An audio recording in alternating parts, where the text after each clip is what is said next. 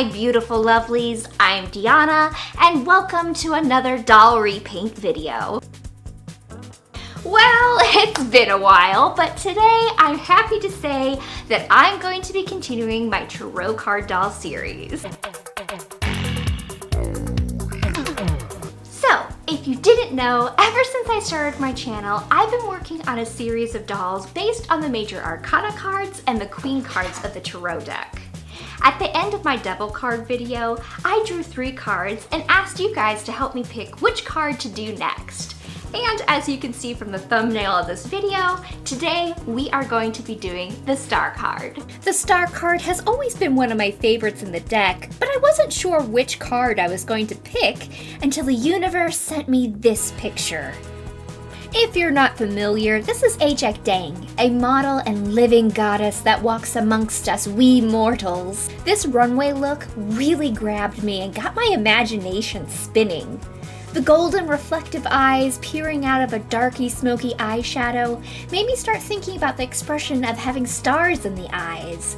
And her curvy hairline made me think about the ever-expanding reach of the cosmos. Oh, I feel it. I feel the cosmos. I'll be going into more detail about my inspiration later, and while I won't be going for an exact likeness of Ajax for this doll, this runway look directly inspired me to do the Star card for my next tarot doll. In addition to being inspired by Ajax's runway look, the Star card is full of meaningful and powerful imagery that delves into really important topics such as spirituality and self-purpose. In the deck, the Star card comes right after the Tower card.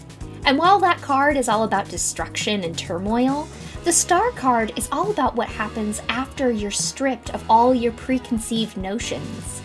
Once you are freed from everything that was holding you back, you can now realize who you are at your core essence, and who you are under all those different layers and masks that you wear. You can now be at peace and in a loving place in your life. You can now enter into a significant period of personal growth, and you can finally be open to letting in positivity and the blessings of the universe. It's all about living as your true, authentic self and listening to your inner voice. There are a lot of positive cards in the deck, but I love that this card emphasizes that anything is possible and encourages you to look for the magic that's always surrounding us. For my doll, I'm going to try to capture the spirit of the Star card by making my star someone who feels uplifted in her spirit and spirituality. Someone who pushes through negativity or insecurities because she knows she can always find a way to achieve her dreams. She is someone who is always daring to dream, achieve, and inspire those around her. And basically, she knows that she should always reach for the stars. I hope that you're as excited as I am to be working on our next tarot doll. So, enough talking, let's get started. The Star card embodies ideas of hope, renewal, and finding purpose, so it was important to use a doll that projects similar feelings. And for me, this smiling Clawdia Wolf doll was the clear choice. I think Clawdia projects an air of confidence, calm, and self-assurance that aligns perfectly with the Star card.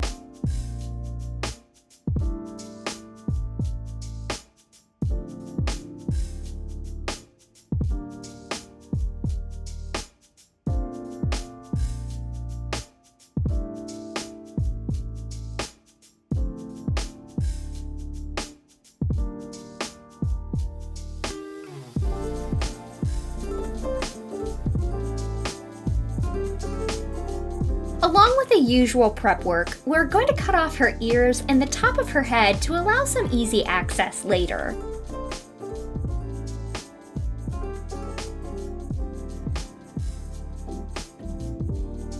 And if you thought cutting open her head was vicious, we're gonna go full Toy Story Sid here by taking a soldering wand and melting 2 little holes where we will add some new pupils later.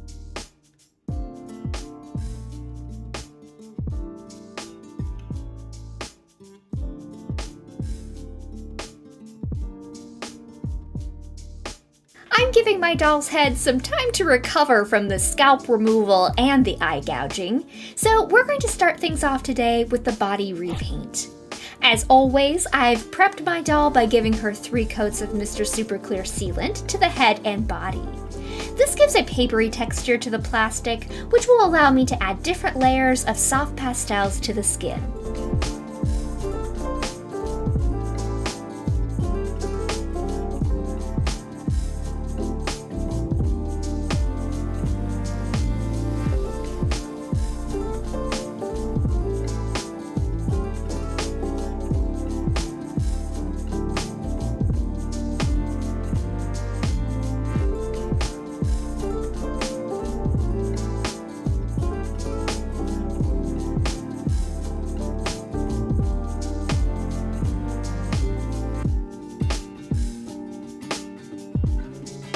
So for the outfit, I cut out a very simple base for a dress, and then I'm going to be coming in with this fun sheer star print, and I'm going to start basically ruching and attaching it to the front of the dress. To create the pleats, I'm trying out a technique that I saw on Pinterest called fork pleating. This is supposed to create uniform looking pleats, and all you have to do is slide the fabric in between the fork tines, flip the fork, and slide it up into position. I'll be honest, it took me a little while to get the hang of it, but I think it gave me way more precise pleats than if I just threw caution into the wind and eyeballed it. Which I definitely tried to do before I found this method. Her gown is going to have multi-tiers of ruffles. I'm using the different tiers to represent the peeling back of layers to find self-discovery. When you're going on a spiritual journey, you have to keep pulling back layer after layer to figure out who you are behind all those self-sabotaging thoughts, limiting beliefs, and the mask that you hide behind. Sifting through all those layers takes time, and it should be something you continue to do throughout your lifetime. And once you start seeing what's behind each one, you can start living a more authentic life with greater meaning and purpose. Who knew ruffles could be so deep? Water is a very important symbol to this card, as it represents intuition and the importance of listening to your inner voice. On the card, there's a rippling pond, and I found this beautiful ruched iridescent fabric that I'm going to attach to the upper portion of the dress. I'm going to keep the edges frayed to represent the flow of inspiration rising up to the mind.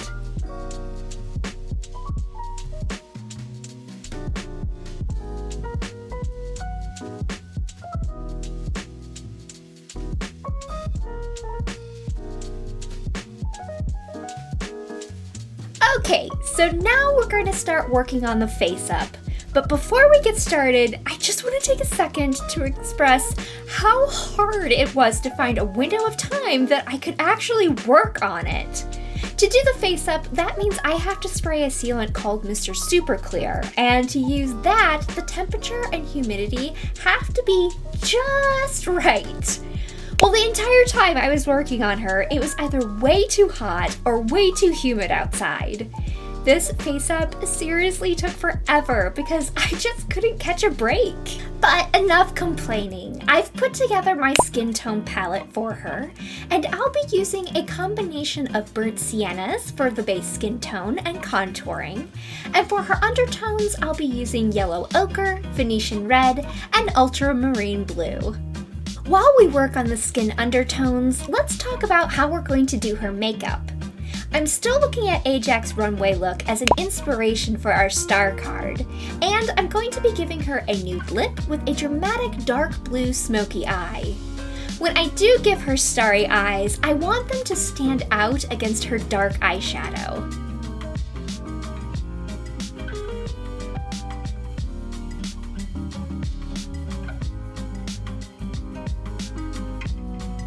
After sealing in each layer of undertones and the base skin tone, I want to add some subtle texture to the skin, so I'm going to be spritzing on some watered down acrylic paints to add some freckling and blemishes. I like to think that a cosmic being would still have their own unique freckles and blemishes, and for me, this step really helps to make it look like real skin instead of plastic.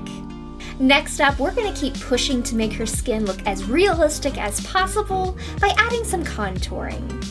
I'm using my dark burnt sienna pan pastels to add some depth and definition to her features. Normally, I would add highlights too, but the yellow that I used for her undertones was a bit too light, and now that I have the base skin tone on top of the yellow, it's actually acting like a highlighter layer and helping to make everything look three-dimensional. So now I'm blocking in the eye shape and doing things like applying the whites of her scleras and giving her lower lash line, a waterline, and tear ducts. And it feels really weird doing this step when she has holes for pupils. Now that I have the basics of her eyes blocked, I'm going to go ahead and take some blue soft pastels to block in where I want to have her smoky makeup. I'll keep darkening and pushing the shadows during the face-up, but for now, I just want to have a general idea of where I want it to lay.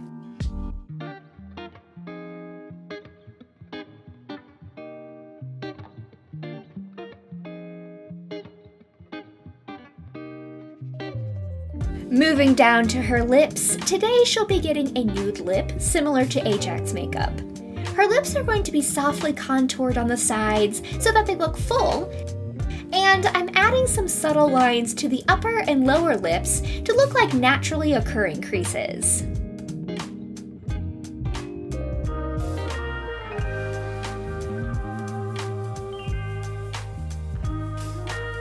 I've sealed in the watercolor pencil work using Mr. Super Clear, and now I'm going to be using some paints to get some really fine details. To start, there's a raised ring of plastic where I burned the holes for the pupils that look a little awkward. But I'm going to be using them to my advantage, and I'm going to paint them black so that they look like the ring around her irises. I'm hoping that once I place the gold eyes, the rings will just look like a part of her eye.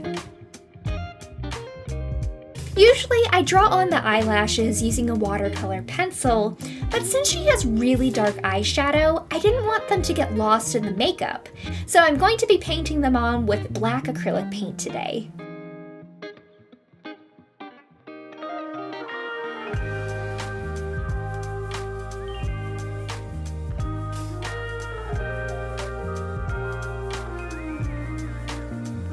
Now I'm coming in with some white paint to make some of the individual hairs on her eyebrows stand out. I'm also going to be doing the same thing to her eyelashes. These hairs tend to have a sheen to them, and I think it gives her brows and lashes some depth, which especially helps when her eyeshadow is as dark as it is.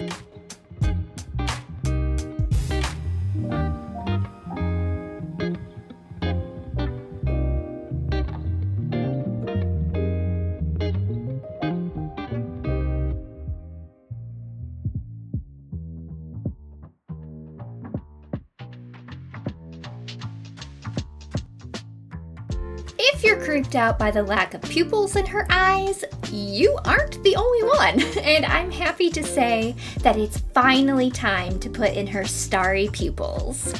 Like I said at the beginning of this video, I was inspired by this runway look, both with her reflective golden eyes and her curvy short cropped hair.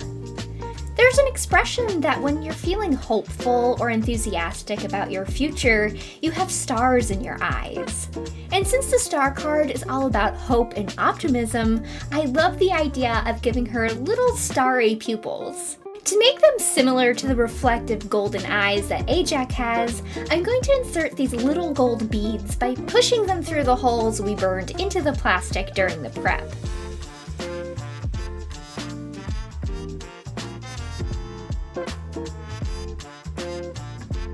For the next step, we have to secure the beads into place so they don't fall out, which would be terrifying and scarring. So to keep them in place, I'm going to apply some epoxy sculpt to the backs of the beads and the inner plastic. Now, you may be saying to yourself, hold on, Diana, didn't you once say this?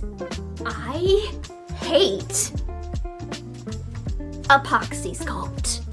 And yes, you'd be correct. I have definitely struggled with epoxy sculpt in the past, but I don't always want to struggle with it. And that means that I have to keep working with it in order to get better at it. And besides, right now I'm just adding an unseen layer of it. It's not like I'm giving my doll an unforgivable nose job with it.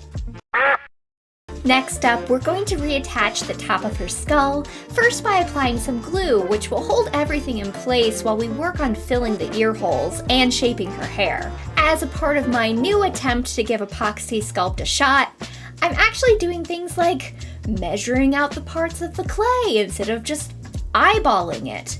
Because, apparently measuring things out makes it work better. I'm going to be giving her a close-cropped hairstyle similar to Ajax in my reference photo. But in order to keep the top of the skull in place, I'm going to add the epoxy sculpt to the entire head.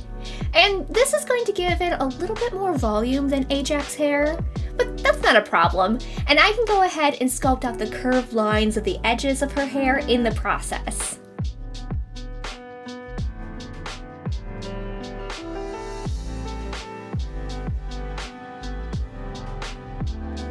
Off camera, I really tried my best to smooth out the clay with water and to fill in the gaps.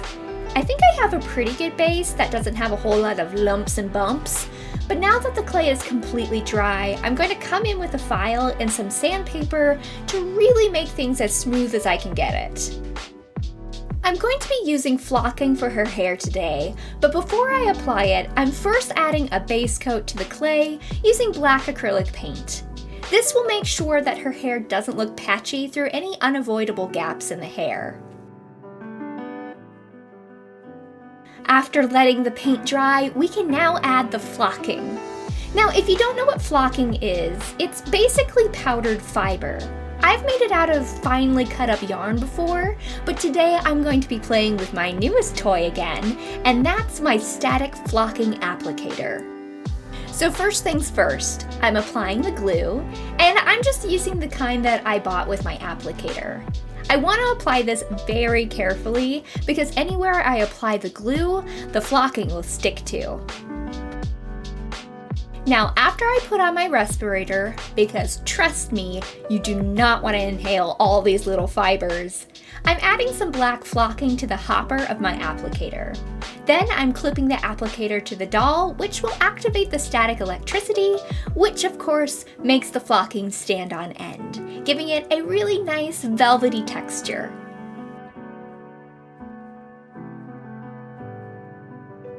We have a couple little accessories that I want to give her, and we're going to start with giving her a halo of stars. On the card, there's a large yellow star in the night sky, which is surrounded by 7 smaller stars. The large star represents your inner self, and the 7 smaller ones represent the chakras. To start making the halo, I found some really thin, lightweight bangles online, and I'm going to be using this as the base of the halo. I'll be using some different nail charms for the large star and the 7 others. The largest one is multicolored and really sparkly, so it's going to go right into the center to represent your elevated inner self. I tried a couple different glues to attach the nail gems to the metal bangle, but none of them held the charms well, so I had to resort to hot glue. I'm not the biggest fan of hot glue because of all the strings it can leave, but I'm going to clean it up the best I can. I'd like to elevate my future projects, so if you know of a better adhesive to use with metal, please let me know in the comments.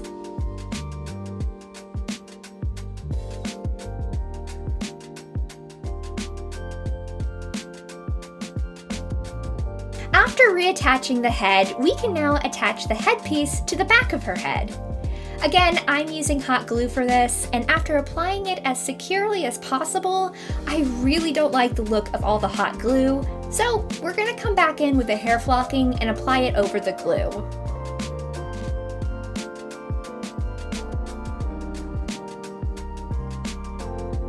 for her last accessory, I'm going to give her a little water pitcher. On the card, she actually holds 2, but for simplicity's sake, I'm only going to be giving her 1, which I made using my 3D printer.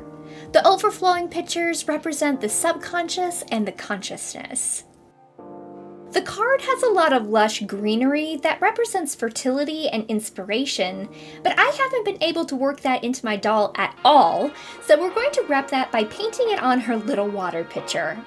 First, I'm prepping the pitcher with a little bit of air dry clay so I have a smooth surface to work on. Now that the foam clay is dry, I'm coming in with my acrylic paints and I'm going to paint the little field that's on the star card. To make it look just like the card, I'll be adding the little pond, the mountains, stars, and the little tree in the background.